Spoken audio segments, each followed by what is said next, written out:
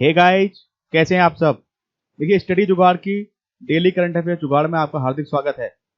आज हम 7 मई 2020 की करंट अफेयर्स के ऊपर चर्चा करने वाले हैं और इस लेक्चर का पीडीएफ आपको यूट्यूब के डिस्क्रिप्शन में मिल जाएगा। उसके अलावा आप हमारे टेलीग्राम चैनल को भी ज्वाइन कर सकते हैं इसकी पीडीएफ प्राप्त करने के लिए। तो शुरू करते हैं। देखिए, सबसे पहले कल के प्रश्न का उत्तर, किस राज्य द्वारा तिरुपति तिरुमाला मंदिर में रेशमी वस्त्र ले जाने के लिए वाहन चालन की विशेष अनुमति दी गई थी। तो देखिए, सबसे पहले तो हम जानते हैं कि तिरुपति तिरुमाला मंदिर है किधर। देखिए, ये देख पा रहे हैं आप, आंध्र प्रदेश। ये आंध्र प्रदेश है और आंध्र प्रदेश के अंदर ये जो चित्तौड़ जिला है, इस चित्तौड़ जिले के अंदर एक शहर है तिरुपति, जहां पर कि तिरुपति तिरुमाला मंदिर है। और ये रेशमी वस्त्र कहां से आने थे? तो देखिए, आंध्र प्रदेश ने अनुमति दी है। किसने दी है अनुमति?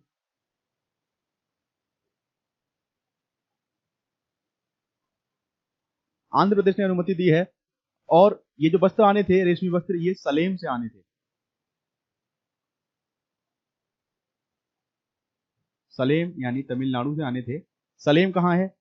सलेम है तमिलनाडु में, थोड़ा नीचे की ओर और आप जाएंगे। जैसे अब यहाँ तो मैप खत्म हो गया है, थोड़ा नीचे जाएंगे, यहाँ सलेम पड़ेगा और सलेम से यहाँ चित्तौड़ तिरुमाला के लिए वस्त्र आने थे। तो इसके लिए जो वस्त्र आते हैं, रेशमी वस्त्र, जो भगवान तिरुपति पहनते हैं, वह बाया रोड आते हैं और उसके लिए वाहन चालन की अनुमति आंध्र प्रदेश सरकार द्वारा दी गई थी। चलिए, आज के प्रश्न से शुरू करते हैं। अब तो देखिए, सबसे पहला प्रश्न है हमारा, किस आईआईटी ने एन सेफ नाम के 50 बार धुलने योग्य यानी वॉशेबल मास्क का विकास किया है? चार ऑप्शन है आपके सामने, आपको उत्तर बताना है। तो देखिए, इसका उत्तर है आईआईटी दिल्ली। ठीक। अब देखिए, क्या है ये एन सेफ मास्क?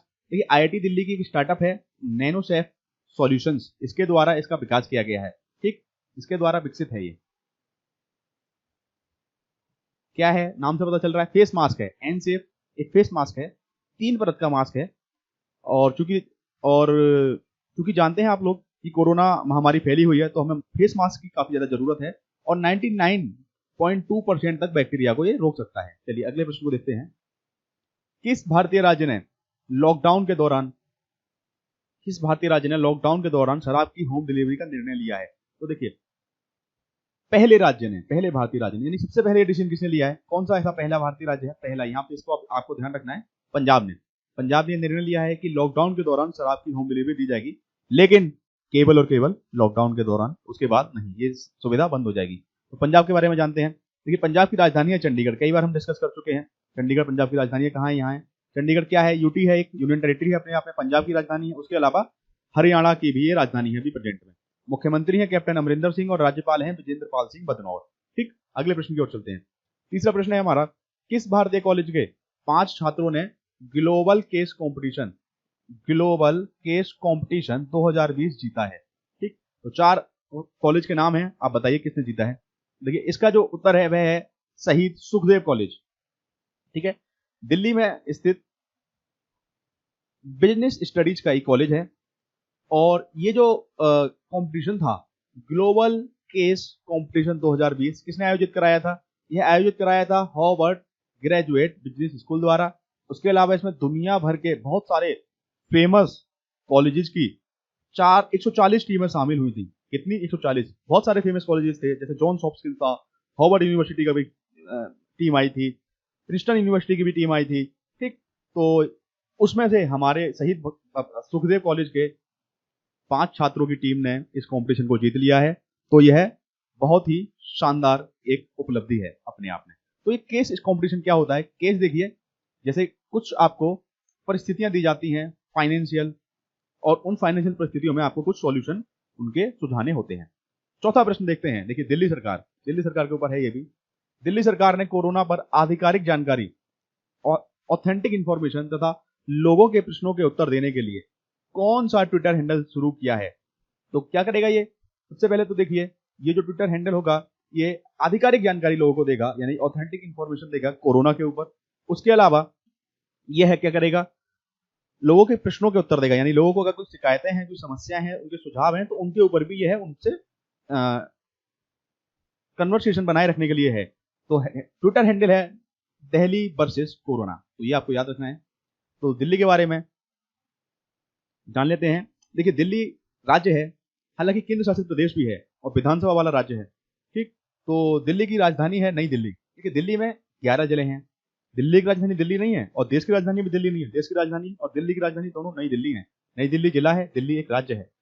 दिल्ली राज्य में 11 जिले हैं, जैसा कि आप इस इमेज में देख पा रहे हैं। उसमें से एक जिला है नई दिल्ली, ये देखिए।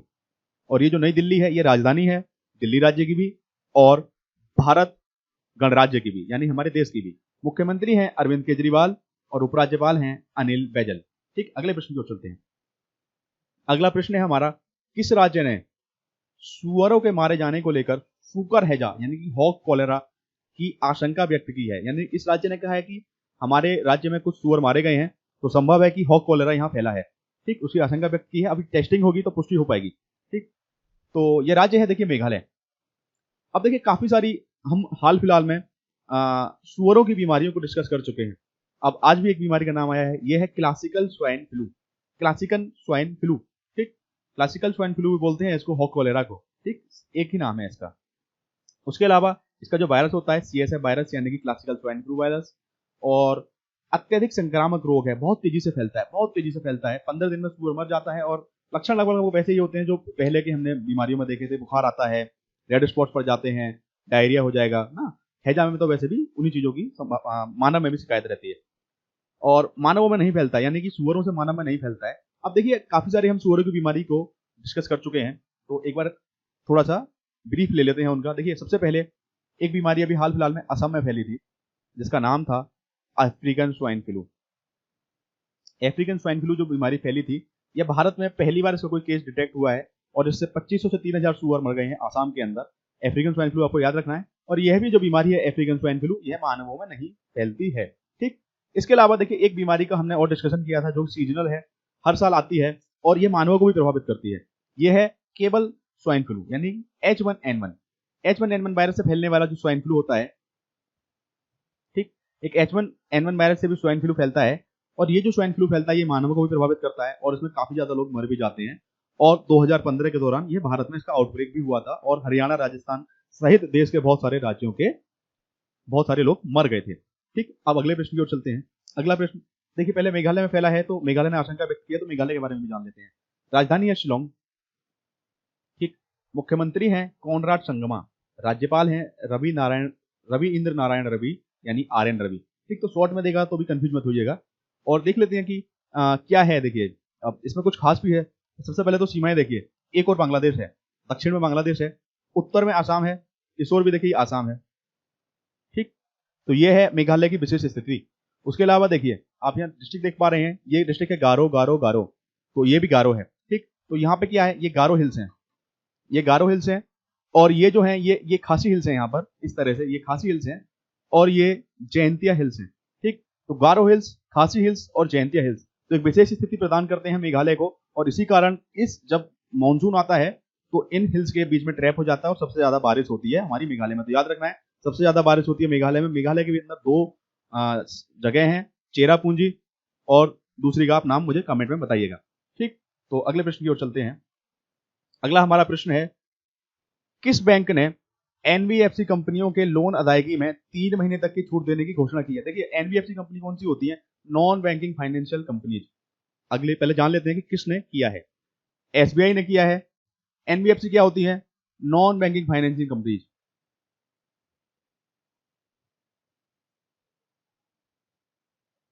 नॉन बैंकिंग फाइनेंशियल कंपनीज कौन सी कंपनीज होती है? यानी कि लोगों को लोन तो देती हैं लेकिन ये बैंक नहीं होती है। ठीक, तो ये क्या करती हैं, ये पहले बैंकों से लोन लेती हैं या कहीं और से लोन लेकर आती हैं, फिर लोगों में इसको डिस्ट्रीब्यूट करती हैं। ठीक, लेकिन इससे फायदा क्या होता है? इससे तो लोगों को लोन तो महंगा मिलेगा, लेकिन फायदा ये होता है कि जो छोटे छोटे भी लोग होते हैं जो बैंकों तक नहीं पहुंच सकते उनको भी लोन मिल जाता है। अब चूंकि कोरोना आउटब्रेक हुआ है तो NBFC कंपनीज की भी हालत थोड़ी सी खराब हो गई है, तो ये काफी समय से RBI से डिमांड कर रही थी कि हमें जो वापस लोन बैंकों को करना है हम उसे नहीं चुका पा रहे हैं तो हमें थोड़ी सी छूट दी जाए। तो SBI ने बोला कि ठीक है 3 महीने की हम छूट देंगे। सबसे पहली बैंक है ये जिसने ऐसा कहा है कि हम 3 महीने की छूट देंगे और उसके अलावा पहले हम लेकिन रिव्यू करेंगे कि आपकी स्थिति खराब है तो हम छूट देंगे, नहीं है तो नहीं देंगे। अब SBI के बारे में जान लेते हैं। SBI देखिए देश की सबसे बड़ी बैंक है। 1921 में इसकी स्थापना हुई थी इंपीरियल बैंक ऑफ इंडिया के रूप में। 1921 में इंपीरियल बैंक ऑफ इंडिया के रूप में। 1 जुलाई 1955 को राष्ट्रीयकरण हुआ था। राष्ट्रीयकरण का मतलब क्या होता है? नेशनलाइजेशन, यानी कि अब सरकार ने इसके मेजोरिटी शेयर्स खरीद लिए और इसका नाम एसबीआई हो गया। पहले ये जो इंपीरियल बैंक ऑफ इंडिया के जो शेयर्स थे ये प्राइवेट थे, यानी कि लोगों के हाथ में थे। ठीक, अब सरकार इसमें मेजोरिटी शेयर होल्डर बन गई। उसके बाद इसका मुख्यालय है मुंबई महाराष्ट्र में और चेयरमैन है वर्तमान में रजनीश कुमार। इससे पहले अरुणधति भट्टाचार्य जी थी, अब रजनीश कुमार है। अगले प्रश्न की ओर चलते हैं। अगला प्रश्न है, किस भारतीय को फेसबुक के ओवरसाइट बोर्ड में शामिल किया गया है? ठीक, तो आपको उनका नाम बताना है और ओवरसाइट बोर्ड के बारे में तो हम डिस्कशन करेंगे। देखिए, ये है सुधीर कृष्ण स्वामी। सुधीर कृष्ण स्वामी को फेसबुक ने अपने ओवरसाइट बोर्ड में शामिल किया है। कौन है सुधीर कृष्ण स्वामी? देखिए, देश के अंदर एक नेशनल लॉ स्कूल है, उसके वाइस चांसलर हैं। ठीक, और ये ओवरसाइट बोर्ड क्या है? ओवरसाइट बोर्ड में देखिए 20 सदस्य होंगे और इसकी स्थापना इसलिए की गई है कि फेसबुक से कहीं कोई गलती हो तो उसका मार्गदर्शन किया जा सके। ठीक, तो ये ओवरसाइट बोर्ड क्या कर सकता है कि इसके जो सीईओ हैं फेसबुक के, मार्क जुकरबर्ग, इनके निर्णय को भी बदल सकता है और अगर कुछ गलती करते हैं तो उन्हें सुझाव भी दे सकता है। ठीक, और इसमें और किन सदस्यों को रखा गया है? देखिए, डेनमार्क के एक पूर्व प्रधानमंत्री हैं, कई देशों के विद्वान हैं, नोबेल विजेता हैं, वकील हैं, तो बहुत प्रख्यात लोगों को इसमें शामिल किया गया है ओवरसाइट बोर्ड में। तो हमारे लिए गर्व की बात है कि हमारे सुधीर कृष्ण स्वामी जी को इसमें शामिल किया गया है। चलिए चलते हैं अगले प्रश्न की ओर। किस शहर में, देखिए बहुत दुखद घटना है, स्टाइरिन नाम की गैस होती है एक, वह लीक हो गई है और उसकी वजह से काफी सारे लोग बीमार हो गए, बेहोश हो गए सड़कों पर और कुछ लोगों की मृत्यु भी हो गई दुखद रूप से। तो देखिए, ये जो शहर था ये था विशाखापट्टनम। अभी हाल ही में इसमें एक कंपनी है एलजी पॉलीमर्स केमिकल प्लांट, इसका केमिकल प्लांट था, एलजी पॉलीमर्स का केमिकल प्लांट था और इससे ये गैस स्टाइरिन नाम की गैस जो है वो लीक हो गई और इस गैस के लीक होने से क्या हुआ, कई लोगों की मृत्यु हो गई और हजारों लोग बीमार हो गए या सड़कों पर बेहोश होकर गिर पड़े। ठीक, इससे पहले देखिए भोपाल का यहाँ नाम आया है, तो भोपाल के बारे में जान लेते हैं कि अब तक का देश का जो सबसे बड़ा गैस त्रासदी कांड हुआ है, यानी गैस लीक का जो कांड हुआ है वह दिसंबर 1984 में हुआ था भोपाल के अंदर। भोपाल गैस त्रासदी कांड उसको भी जानते हैं। कहाँ हुआ था? कंपनी का नाम था union carbide India limited. Indian company नहीं थी, अमेरिका की कंपनी थी यूनियन कार्बाइड, उसकी सब्सिडियरी थी union carbide India limited. Methyl isocyanate, इस गैस का आपको नाम याद रखना है, काफी बार कॉम्पिटिटिव एग्जाम्स में पूछा गया है, बहुत इंपॉर्टेंट है। मिथाइल आइसोसाइनेट गैस का यहाँ रिसाव हुआ था, लगभग 4000 लोग दुखद रूप से मर गए थे और 5.5 से ज्यादा लोग इससे प्रभावित हुए थे। अब चलते हैं अगले प्रश्न की ओर। किस राज्य ने 12वीं कक्षा के छात्रों को पुरस्कृत करने के लिए सुपर 5000 नामक शुरुआत की है? ये प्रिंट है यहाँ पर, नामक शुरुआत की है। ठीक, एक पहल की शुरुआत की है, इस राज्य ने एक योजना की शुरुआत की है जिसका नाम रखा गया सुपर 5000। तो ये जो राज्य है वह है मध्य प्रदेश। क्या है ये सुपर 5000? ये क्या करेगी? देखिए, 12वीं कक्षा में जो बच्चे टॉप 5000 पोजीशंस हासिल करेंगे, यानी कि जो बच्चे सबसे ज्यादा स्कोर करेंगे, 5000 बच्चे जो सबसे ज्यादा अंक स्कोर करेंगे 12वीं में, उनको राज्य सरकार 30 हजार रुपए का पुरस्कार देगी।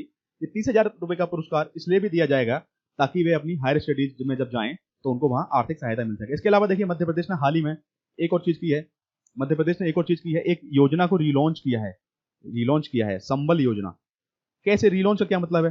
देखिए, संबल योजना पहले मुख्यमंत्री थे शिवराज सिंह चौहान, उन्होंने शुरुआत इसकी की थी। उसके बाद अभी जब इलेक्शन हुए थे 2017-18 में, तो कमल देव की सरकार वहां आ गई थी और उनकी सरकार आने के बाद क्या हुआ कि उन्होंने इस संबल स्कीम को बंद कर दिया। अब दोबारा शिवराज सिंह चौहान की सरकार वहां बनी है तो उन्होंने इसको रिलॉन्च किया है। और ये संबल योजना क्या करती है? ये देखिए, ये संबल योजना जो है ये गरीबों को आर्थिक सहायता देती है।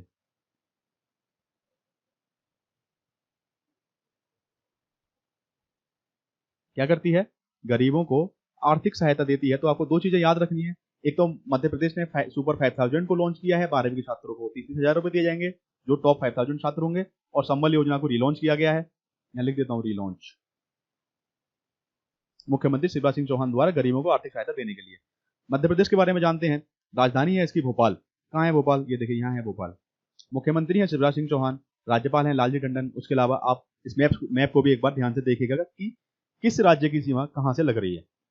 ठीक, अब आज का अंतिम प्रश्न, किसे आरबीआई के सेंट्रल बोर्ड का निदेशक यानी डायरेक्टर नियुक्त किया गया है? हाल ही में इन 4 में से एक व्यक्ति को आरबीआई के सेंट्रल बोर्ड का डायरेक्टर नियुक्त किया गया है। तो वह जो व्यक्ति है वे हैं देखिए तरुण बजाज। अब बाकी ये लोग कौन है? देखिए, रघुराम राजन जो है ये एक्स गवर्नर हैं, पूर्व गवर्नर हैं आरबीआई के। अरुण गोविल जो है, देखिए हाल में रामायण का प्रसारण हो रहा है तो रामायण में राम का किरदार इन्होंने निभाया था। तरुण बजाज कौन है? तरुण बजाज देखिए आईएएस ऑफिसर हैं। ठीक, आईएएस ऑफिसर हैं उसके अलावा ये हमारे पूर्व आर्थिक मामलों के सचिव भी हैं। वैसे तो काफी सारे जगह सचिव रहे ही होंगे, एक आईएएस अपने जीवन काल में काफी जगह सचिव रहता है। तो ये आर्थिक मामले यानी कि जो मिनिस्ट्री ऑफ फाइनेंस के अंदर एक डिपार्टमेंट होता है उसमें ये सचिव रहे थे, और अब इनको आरबीआई के सेंट्रल बोर्ड का निदेशक नियुक्त कर दिया गया है। इसके अलावा देखिए शक्तिकांत दास जी का यहाँ नाम लिखा हुआ है, ये आप याद रखिएगा, बहुत इंपॉर्टेंट है। कौन है शक्तिकांत दास? आरबीआई के वर्तमान गवर्नर हैं।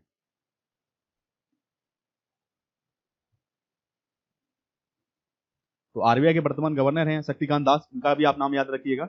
और बाकी इसका आंसर है तरुण बजाज। तो आज के प्रश्न यही थे, और आज के अब हम कल के प्रश्न की ओर चलते हैं जिसका आपको उत्तर देना है, और हम आपको उसका उत्तर कल बताएंगे। आपको कमेंट बॉक्स में इस प्रश्न का उत्तर देना है, किस हॉलीवुड अभिनेता ने यानी एक्टर ने घोषणा की है कि उसकी आने वाली फिल्म की शूटिंग भारत के अंतरिक्ष यानी आउटर स्पेस में होगी? अब ये जो अभिनेता हैं इनके बारे में आपको बताना है, और बहुत बहुत धन्यवाद। और पीडीएफ पाने के लिए जैसे मैंने आपको पहले ही बताया है कि आप हमारे टेलीग्राम चैनल को ज्वाइन कर सकते हैं। उसके अलावा डिस्क्रिप्शन में भी आपको यूट्यूब के डिस्क्रिप्शन में लिंक मिल जाएगी। बाकी आप शेयर, सब्सक्राइब और लाइक तो करते ही रहेंगे। बहुत बहुत धन्यवाद आप सभी का।